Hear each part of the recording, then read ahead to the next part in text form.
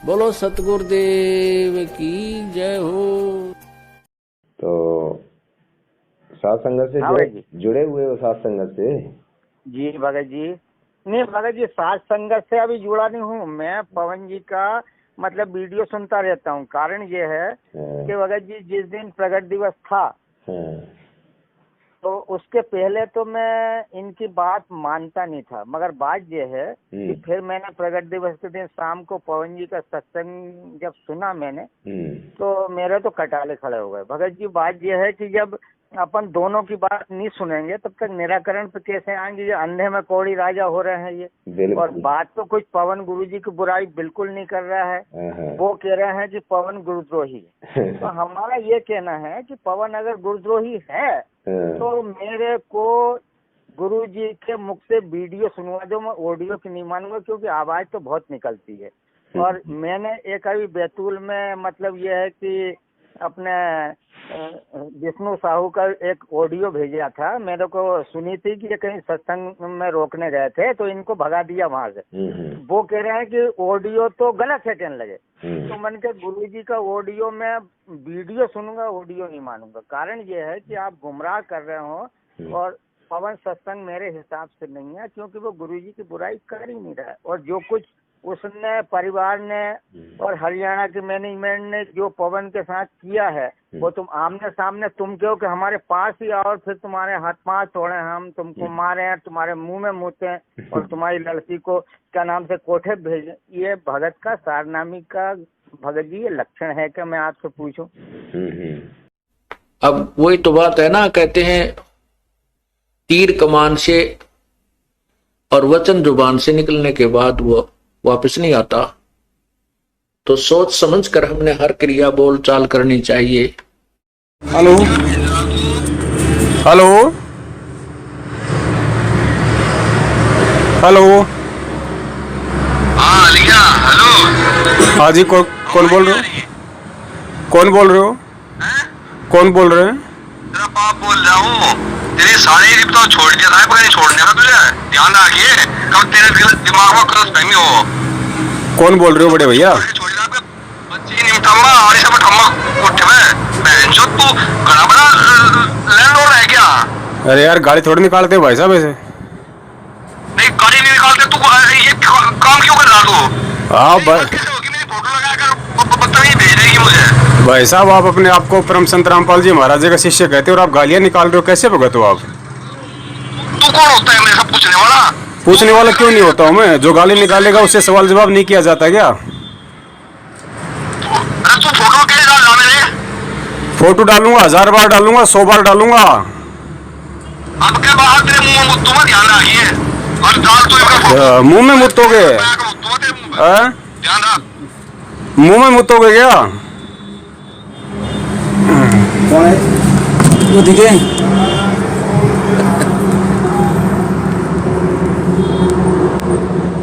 सत साहेब देवबंदी छोड़ गई। पुण्यात्माओं, ये है देशराज दिल्ली वाला, जिसने गद्दार बसंत सैनी के भाई सतीश सैनी के मोबाइल से दास से अभी इसने बातचीत की है।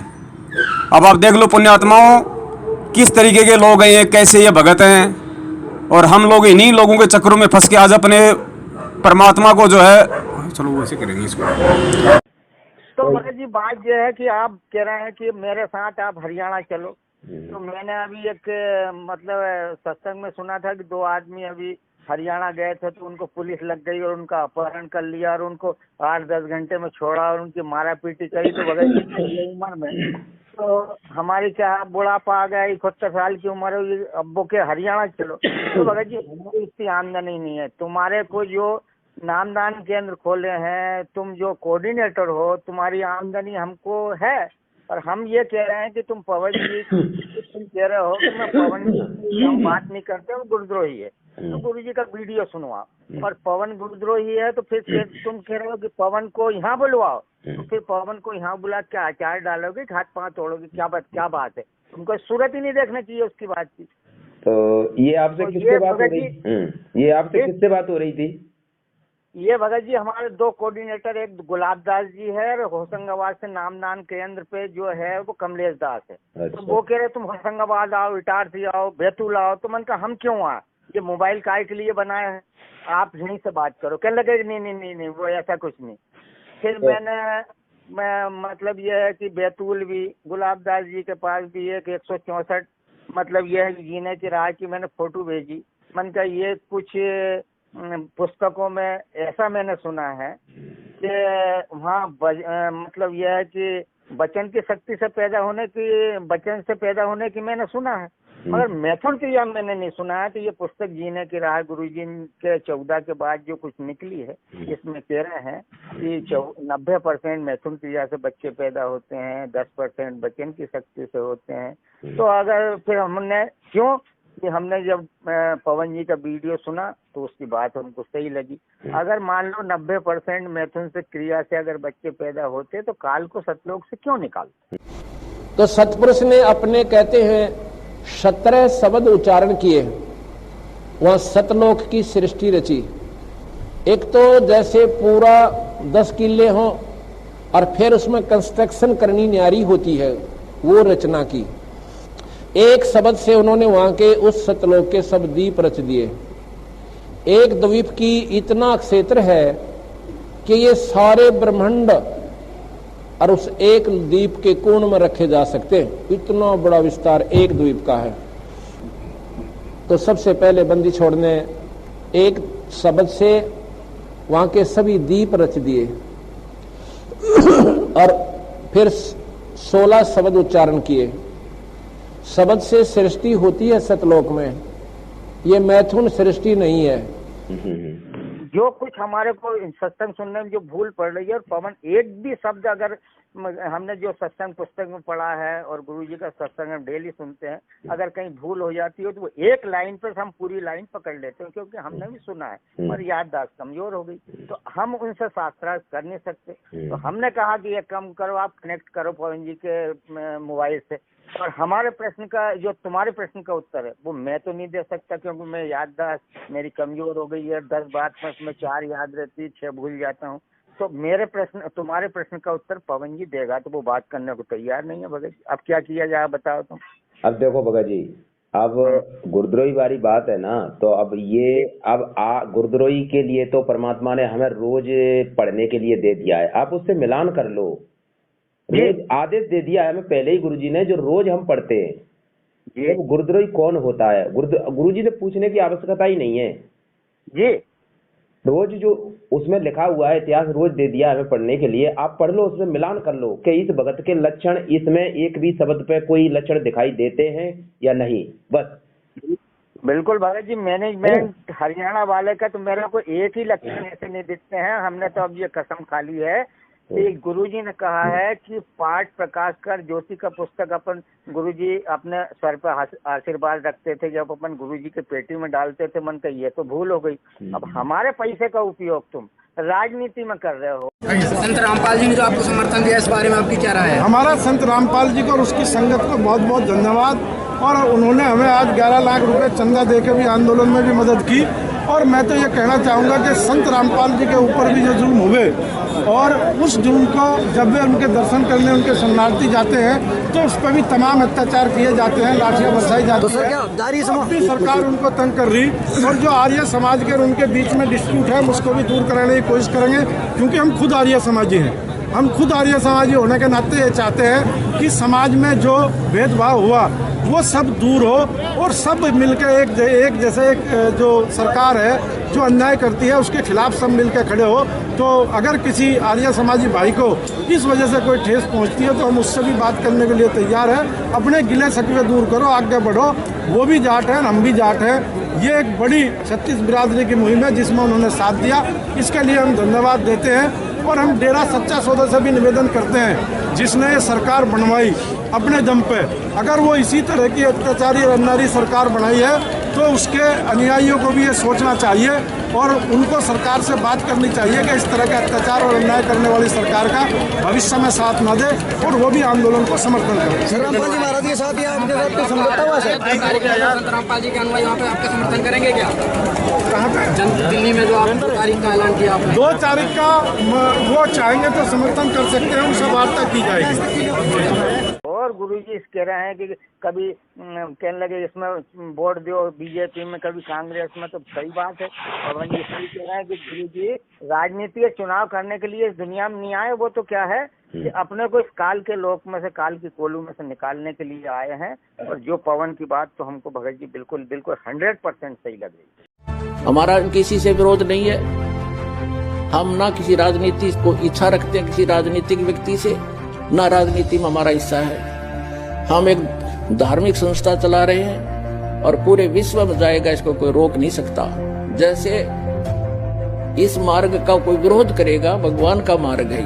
तो फिर अब आप बताओ भगत जी, आप मतलब एक तरफ पक्के हो या थोड़ी बहुत तो कुछ गुंजाइश है आपके अंदर?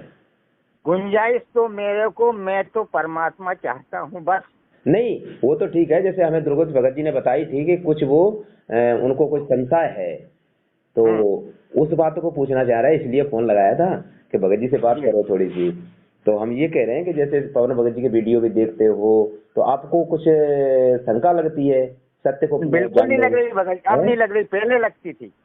अच्छा, पहले लगती थी। कब जो इनने क्या नाम से कि भिलाड़िया में भंडारा रखा था, तो मेरे को कुछ भक्तों ने वहां फोन किया, बोले आपको यहाँ किसने बुलाया, आपका नाम खंड हो जाएगा।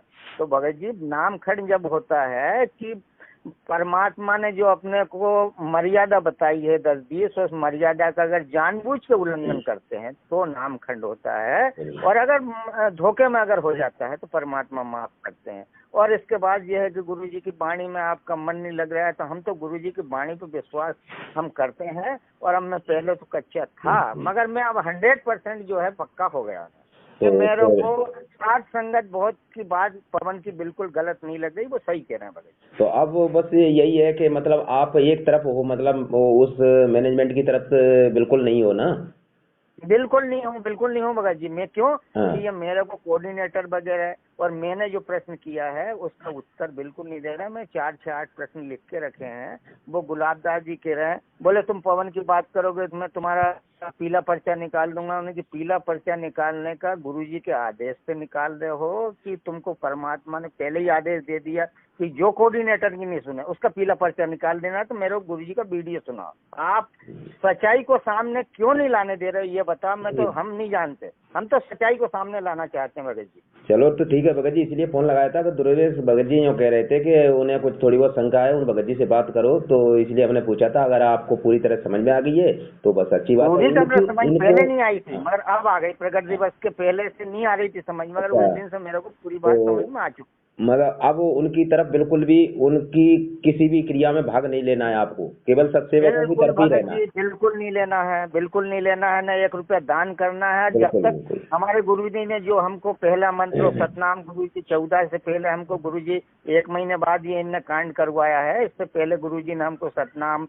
और मंत्र दे दिया है। हम तो गुरुजी की वाणी पे हमारे घर बैठ करके और हम तो बड़े जी हम हमारा भजन कर रहे हैं, मगर हमको संतुष्टि नहीं हो रही। हम तो हमारे पिताजी के लिए रो रहे हैं और हमको रोते बिलखते आवाज बच्चों को छोड़ के ये मैनेजमेंट हमारे बाप को जेल में बिठाया है, तो इनने बहुत गलत किया। कोई बात नहीं भगत जी, परमात्मा देने वाला कोई नहीं है इस दुनिया, कोई नहीं, परमात्मा है भगत जी। देखो अब वो तो होता है, देखो हमें भी लगता है, हमें भी देखो भगत जी, हमें भी मुरैना जिले से गुरुद्रोही घोषित कर रखा है। हमने भी परमात्मा के इस प्रचार को, सच्चाई को समाज में पहुंचाने के लिए तो हमें भी यहाँ से गुरुद्रोही घोषित कर रखा है। भगत जी इनके कहने से गुरुद्रोही बिल्कुल नहीं होंगे, तो बिल्कुल नहीं होंगे, चिंता नहीं है, हमें इस बात की कोई चिंता नहीं भगत जी, ये तो हम जान चुके हैं ना सच्चाई। तो अच्छा, आप प्रकट दिवस तक आप मैनेजमेंट की तरफ ही थे क्या?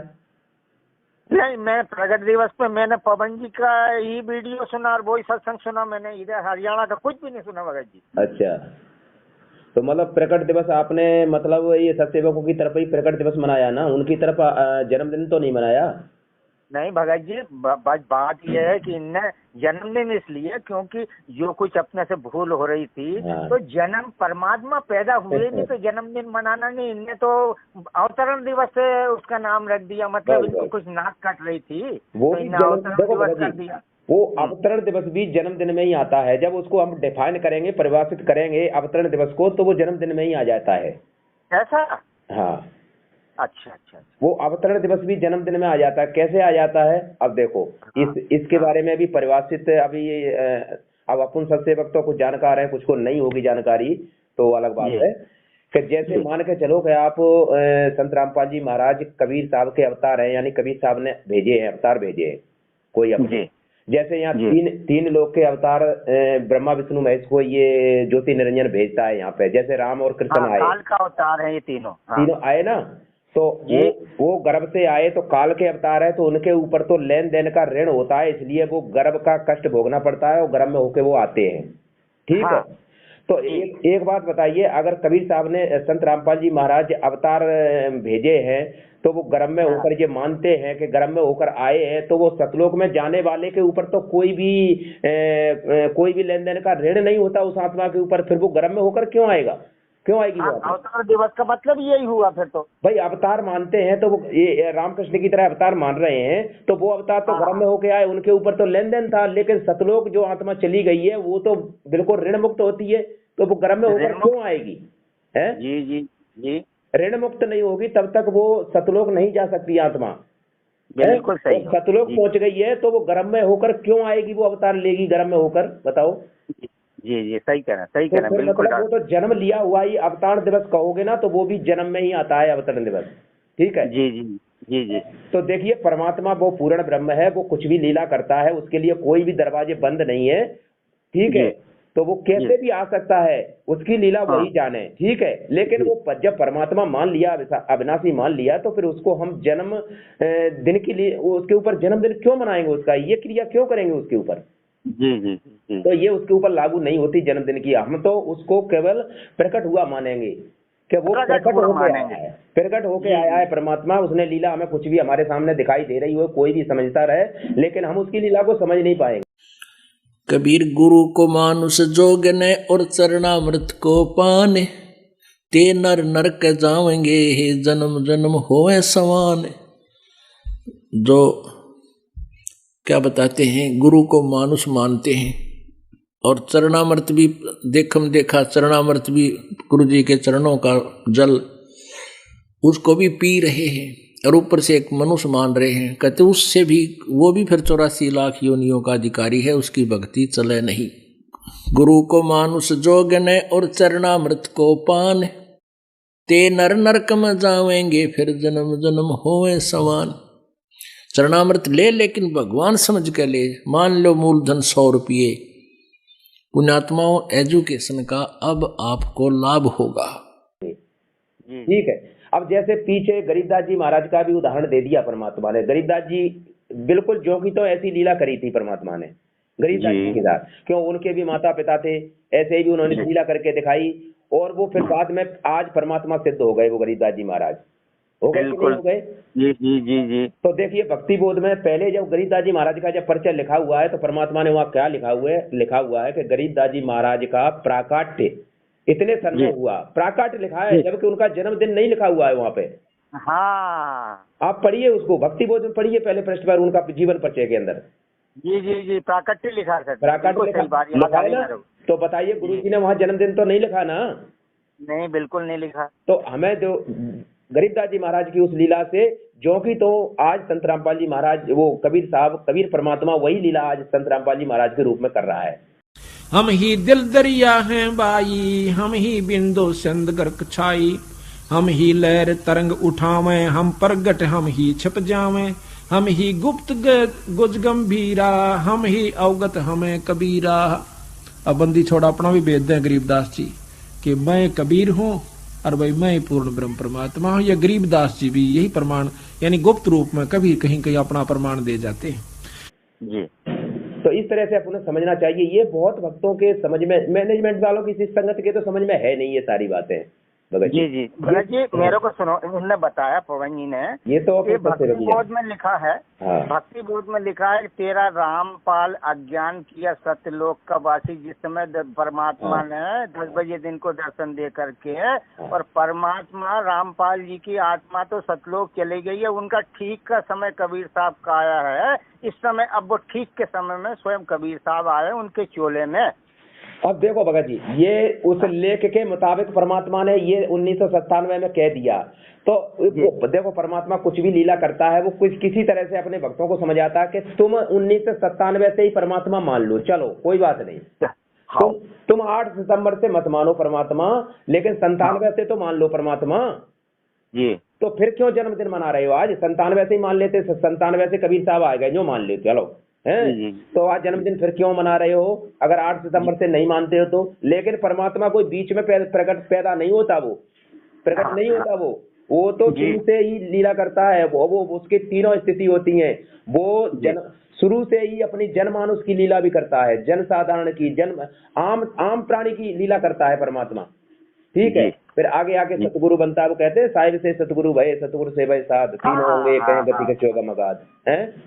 तो परमात्मा ने एक जनसाधारण की लीला करी, उसके बाद भगत की एक भूमिका भी करके बताई, और फिर देखो सतगुरु की भूमिका कर रहे हैं परमात्मा, सतगुरु स्वयं होता है ना। तो इस बात को ज्ञान आधार से समझना चाहिए भगत जी, ठीक है। सही बात, कोई शंका नहीं रहनी चाहिए फिर ज्ञान आधार से। इस काल के न्योना जचरी के कब परमात्मा भी आते हैं यहाँ पे, यो पहचान ना पाता उसको। तो अगर इसने नो पता लग जा भगवान आ रहे हैं, जिसका कलजा पट जा, हार्ट अटैक हो जा। इसलिए परमात्मा एक सिंपल रूप में ऐसे रहते हैं, किसी का भी ना देव भगवान होंगे, इस रूप में वो प्रभु आ जाते हैं। हाँ। तो इस तरह से देखो, अब परमात्मा को इस तरह समझना चाहिए, इन लोगों से दूर हटो और इस सत्य को अपने भगत समाज में पहुंचाओ और समझाओ, बस यही सेवा है परमात्मा की। आज वर्तमान में यही सेवा है, जब तक अपने परमात्मा नहीं आ जाते, इस सत्य की सेवा यही है कि भगत समाज को एक सत्य के राह पर ले आओ जो भटके हुए हैं सबको।